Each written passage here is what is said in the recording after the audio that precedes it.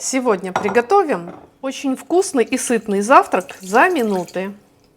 Один тонкий лаваш или тортилью намочим в воде с двух сторон. Сковороду немного смажем растительным маслом для жарки. И выложим сюда лаваш. Затем я беру 2 яйца.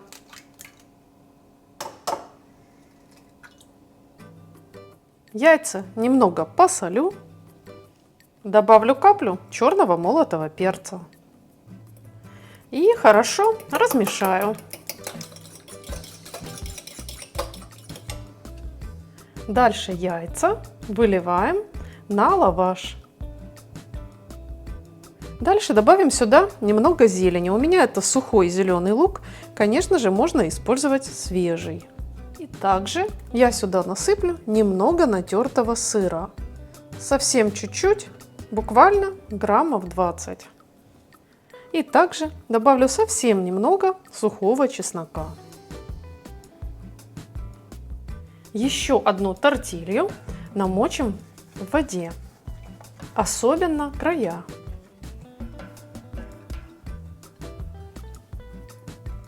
И выложим на предыдущую конструкцию. Ровненько, так, чтобы края совпадали. Немножко я даже прижимаем. Сковороду ставлю на медленный огонь и накрываю крышкой. Через 5 минут мы видим, что верхняя лепешка хорошо надулась, там много пара, а низ стал красивым румяным. Всю эту конструкцию переворачиваем. На подрумяненный верх намажем пару столовых ложек любого вашего любимого томатного соуса или кетчупа. Я хочу, чтобы это блюдо напоминало пиццу, поэтому положу сюда соответствующие ингредиенты. Травы, орегано, базилик или прованские травы. Выбирайте по своему вкусу. Сухие, свежие, все, что вы любите. Затем у меня пойдет тонко нарезанная колбаса. Можно использовать сосиски, ветчину или даже отварное мясо на ваше усмотрение. Также добавляю 1 нарезанный помидор. Сверху я опять насыплю немного натертого сыра. Затем это блюдо оставим еще на пару минут на плите. Нам нужно, чтобы низ позолотился, верхняя начинка нагрелась, а сыр при этом растаял. Наш вкусный, сытный, быстрый завтрак или ужин готов. Я очень надеюсь, что этот рецепт вам поможет разнообразить свое меню. Обязательно подпишитесь на канал и нажмите колокольчик, чтобы вы могли видеть новые интересные рецепты. Ставьте лайк под видео, если рецепт вам понравился. Напишите свое мнение об этой вкуснятине в комментариях. Я желаю вам приятного аппетита, крепкого здоровья и мирного неба над головой. Я жду встречи с вами в следующем вкусном видео. Мягкий, но хрустящий лаваш, сочный, сытный, нежный и ароматный творог. Сегодня приготовим чудесные трубочки на завтрак, перекус или ужин.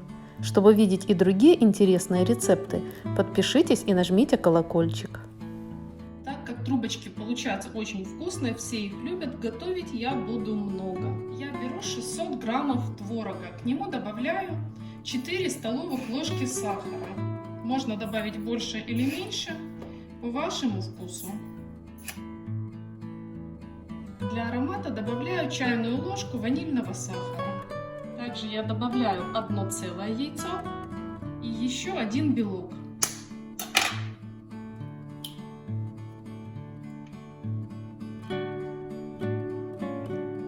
Желток нам понадобится дальше. Дальше это все нужно довести до однородного состояния. Удобнее это сделать вилкой или блендером. Я воспользуюсь блендером, так будет быстрее.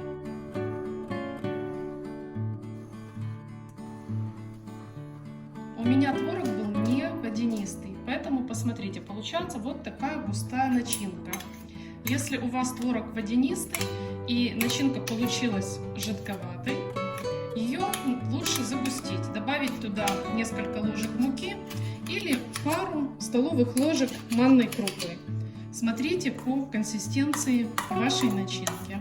Начинка, в общем-то, готова, но чтобы она была еще вкуснее, я добавлю сюда пропаренного изюма. То есть предварительно я залила его на 5 минут кипятком и просушила на бумажном полотенце. Изюм можно не добавлять, а можно добавить то, что вы хотите по своему вкусу. Например, кусочки порезанных фруктов, яблока, груши.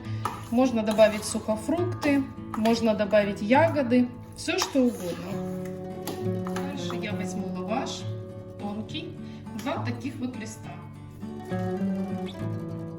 Каждый лаваш разрезаю сперва наполовину.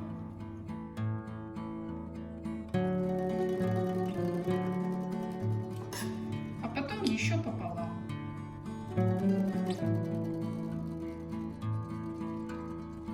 У меня вышло 8 таких вот листиков. Теперь начинку я мысленно делю тоже на 8 частей. И выкладываю на лаваш.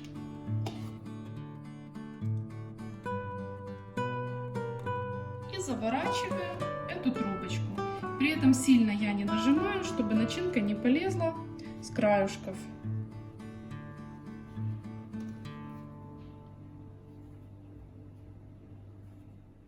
То же самое я проделываю с остальной начинкой и с остальным лавашом.